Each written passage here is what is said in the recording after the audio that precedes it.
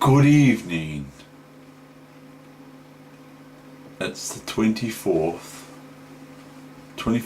of April 2017. I don't want to scare you, but it's actually nearly midnight on the Monday, the 24th of April 2017. And so I've been pretty busy today because my phone's stuffed up, so I have to go and look after my phone and all that sort of thing. So, and I put some videos on earlier on, and they were just fun ones, having a bit of fun with showing Heather playing Luxor and all that sort of thing. But this is my chess lesson. This is lesson week number 24 for the 24th, 24th, week 24, okay, number 1 session, okay. So I'm going to put this on the 25th, which is Anzac Day in New Zealand. Anzac Day, which New Zealand and Australia both celebrate it, plus also other countries celebrate it too, but primarily Australia and New Zealand, they celebrate it. So my friend, who I've just come from, had a tea at the casino. It was really good, great carvery there. So if you're ever in Christchurch, a very good place to go there. At the moment you can get carvery for $20, so or $22 for your main meal, and it's really a big feed. But anyway, so I've just come from there, and I've just watched him play this game, so that's what we're going to have a look at today. Now this is a 1600 player roundabout player, and he can play higher than that, and he can also play lower than that. So it's a 5-minute game that he played tonight, and his rating, he's my friend, and he said I can mention his name, Adrian Vandercroft, and he's a friend of mine. He's been a friend of mine for some years now, and he's quite a good chess player, and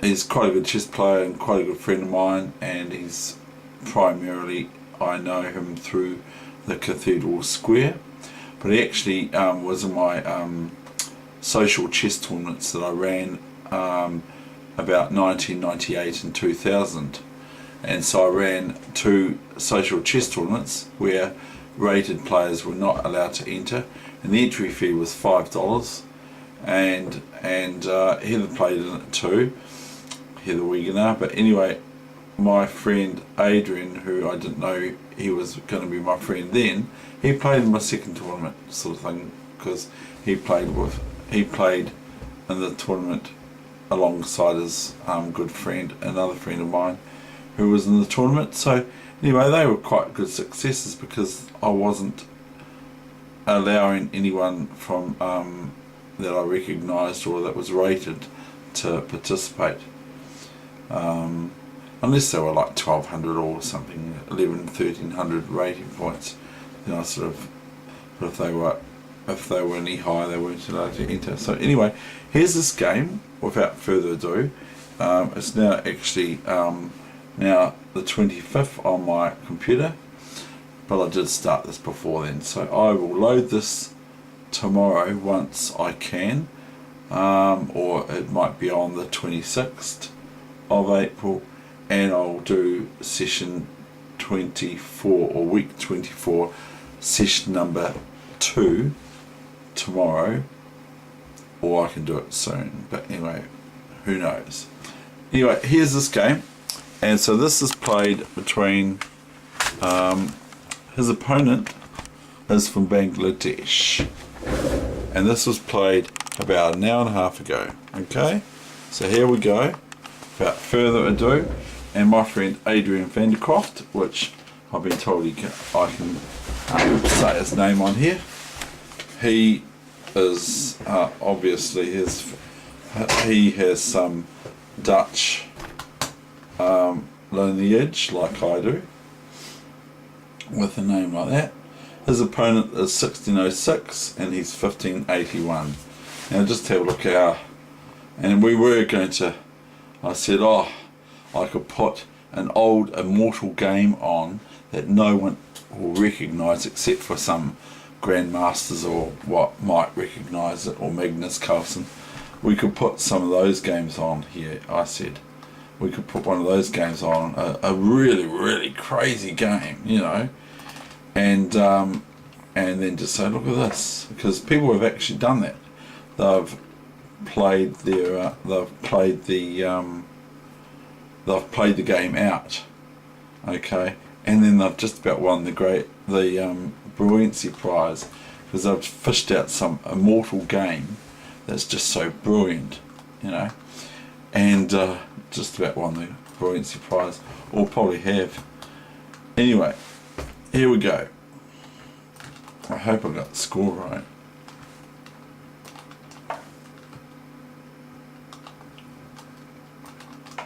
Now, we had a wee little fun sort of argument about these moves into it, because I said, well, you know, black and white can play this, and he said no, and we did some analysis, but I won't get into it too much, because I lost the analysis. Now goed, the Dutch say. Now goed, which means, is it all now good? Is it good now? Bishop e2, a6. I said bad move, bad move. Every time white would play a move or black would play a move, I said to him when I was writing the score down for him, bad move, bad move. No, that's bad move. No, that's bad move. No, that's not good. That's not good. No, that's not good. Blah blah blah. So I was having a bit of fun. G4, and he plays the right move, but we were analysing just G5, and he said he came up with this. He came up with this. See, isn't he nasty? He came up with this move, but the thing is that it's okay. I mean, white can just take the knight with the thing, and it's sort of like neither here nor there really. But he said G5, D4, takes,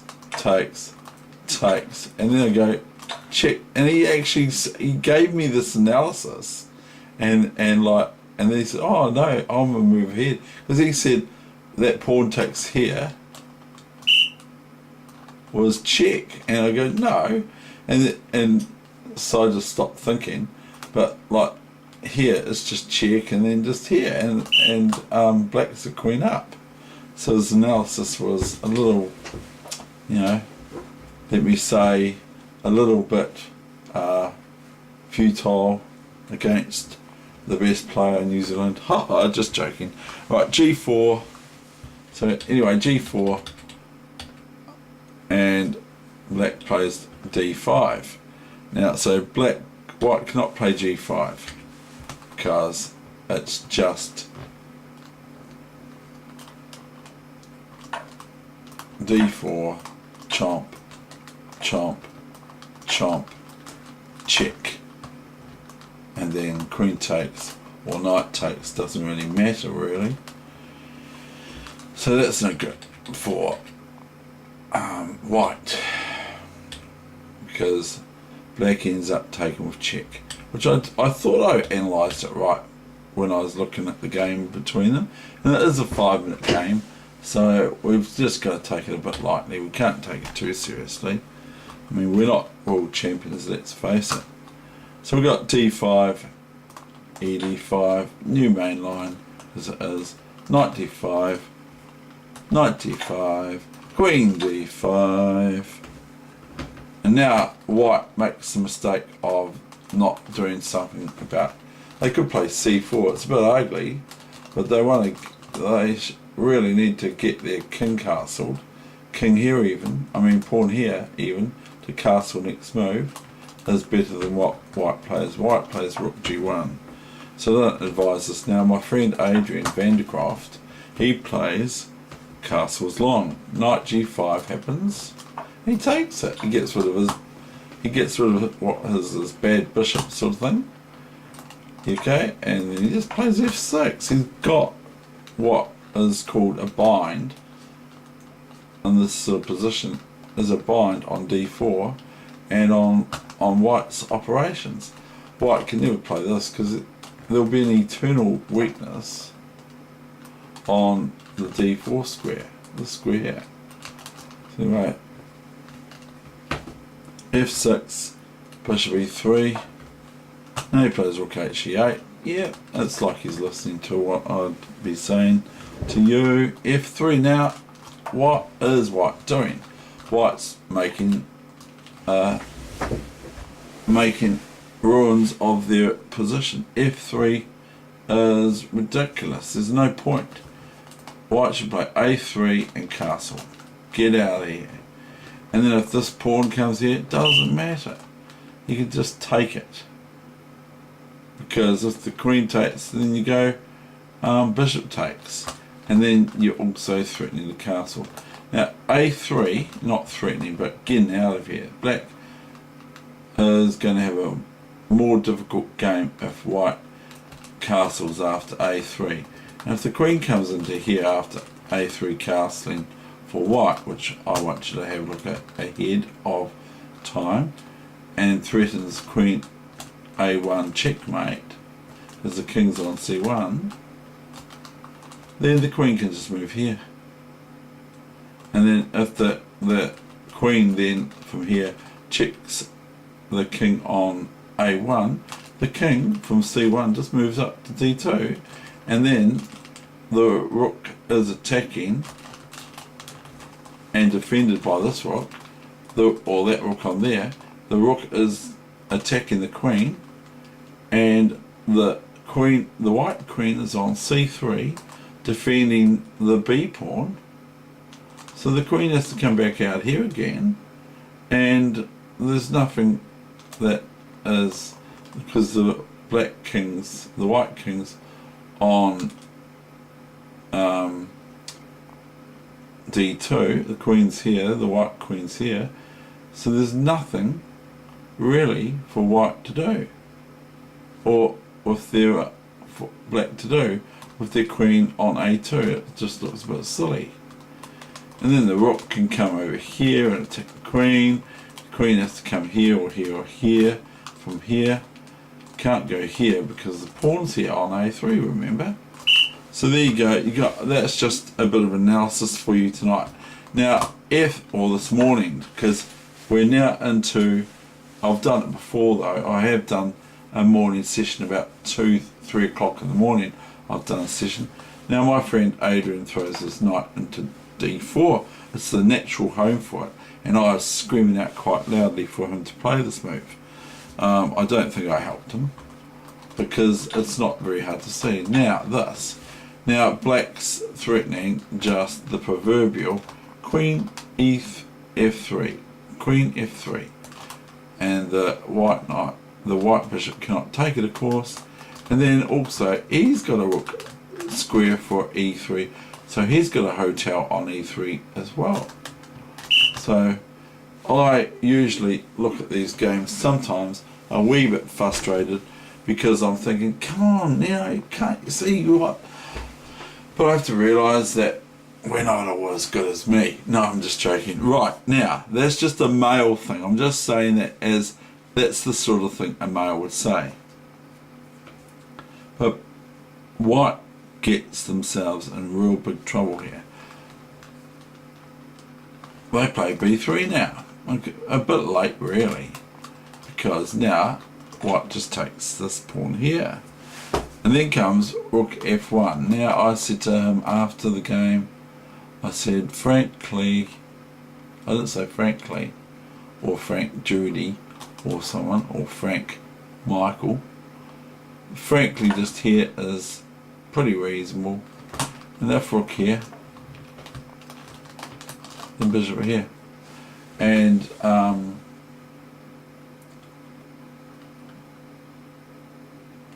what's white going to do? What does white do? I mean, black's just strangling white. There's nothing white can do that I can see that is practical other than king here. And then black can really just go queen takes, pawn, check, and then threaten queen down here, check. So king goes here, then black can take this, and see how this is all 1, 2, 3 attacking. So if white now castles, white merely just gets to lose this bishop with rook e2 or bishop e2, and that's it, curtains. So anyway, that's not what happened. My friend didn't play that, but that's okay. That's still good what he played. Rook f1. Black can just about take that rook because it's just about not defended by the bishop, but it is defended, sadly in this case, by the king. So anyway, I was thinking queen g3 check, and then bishop f3, etc. Not in this position. Oh, there you go, that's what happens when you start chess at this time of night.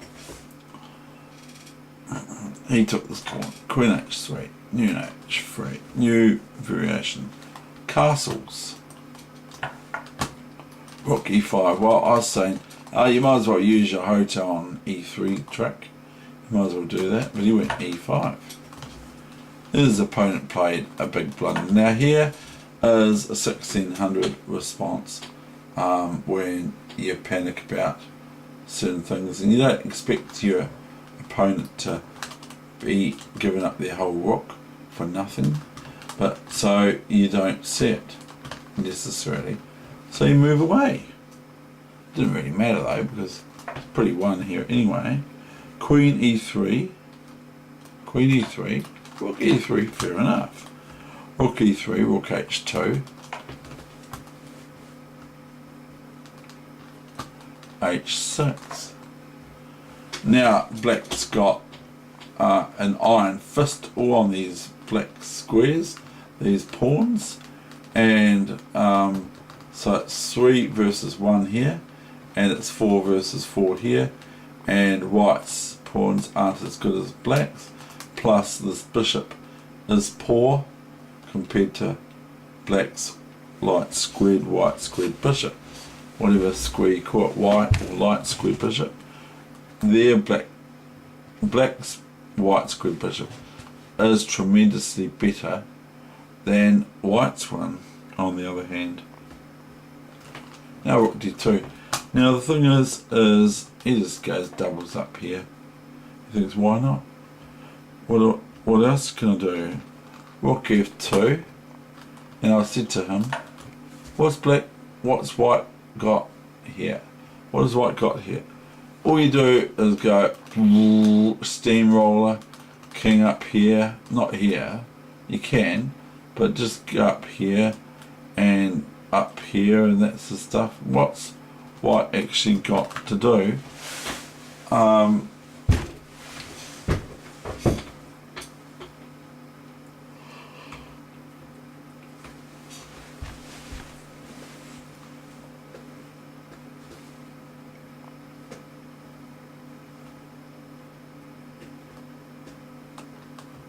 He just plays like he's enjoying it. Rook e5, king b2, bishop d5. I'm not sure what my friend's doing, but that's okay. Don't have to know everything, because I definitely don't know everything. b5, if I did I wouldn't be here. King a3, king c7. b4, well that's a bit of a sort of like a big give. c4, ab, now you might as well take that instead of letting white have it. Now white can't take this, can they? And so the big threat always gets through is this, and then black can, after rook back, they don't even have to, black doesn't even have to take the bishop.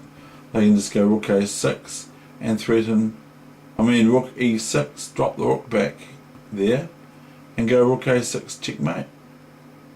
What's white going to do about it? Nothing. Absolutely nothing. If c3, then if it was white's move, black's move, what is white going to do about c3? Just say they play a nonsense move. Well, this move you got to play rook here. Now you can go rook takes bishop here. That's all good. That's winning. But what does white do about rook back to e6, threatening mate? There's nothing. Because this is just going to be mate. What can white do about it? And it's not a problem to solve because there's nothing other than rook takes there, which is just a chance to get out of it for one move. There's now rook here. Obviously rook takes. Rook is good for white a little bit, even though they're going to lose the bishop on e2. But black just takes this, and it's rook a6. Checkmate. What the heck can they do? Nothing. They can't even drop their king back. You know, they can't do it all here. So what? That's not what happened.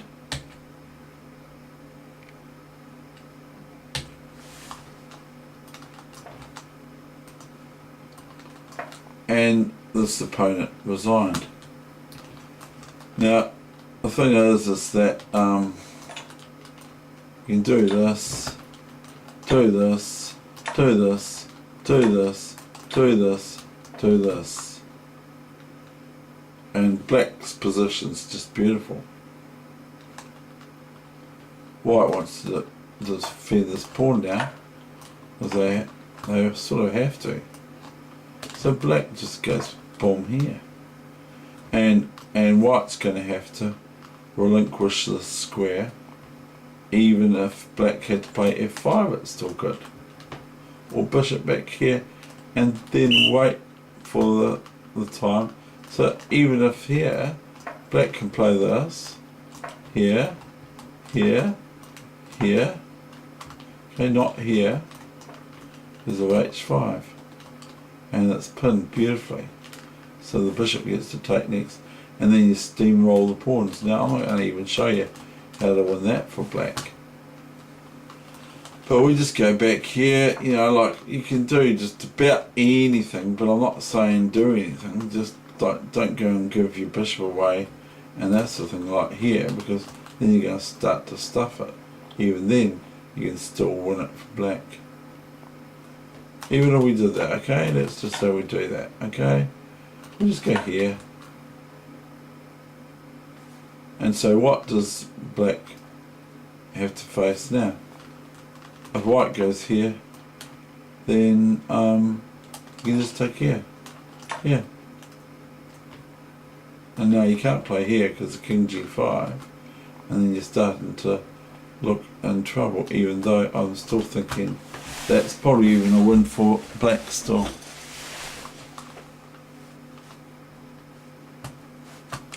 But here you just drop the king back here, and if the king comes here, then king here, and it's final because the king can only take this, or c4 can happen. If c4 happens, let's take here, here, here, here, here, doesn't matter, because this king can stop this pawn when it goes to d6. If the king goes here, you just push it, then d6, and here, king here, queen or rook, or just whatever, and that's no good. So we'll just cancel that, we will. And so we'll go back.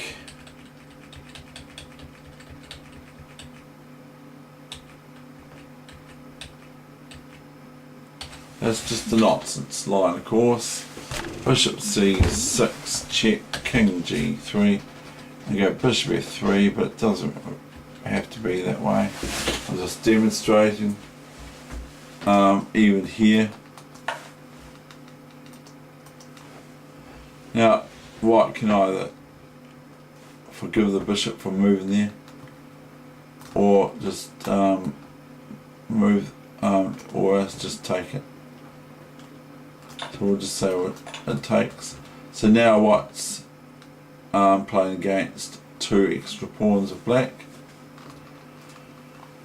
and And I'm not going to just say I play this perfectly or whatever, because it's not possible for me to do that. So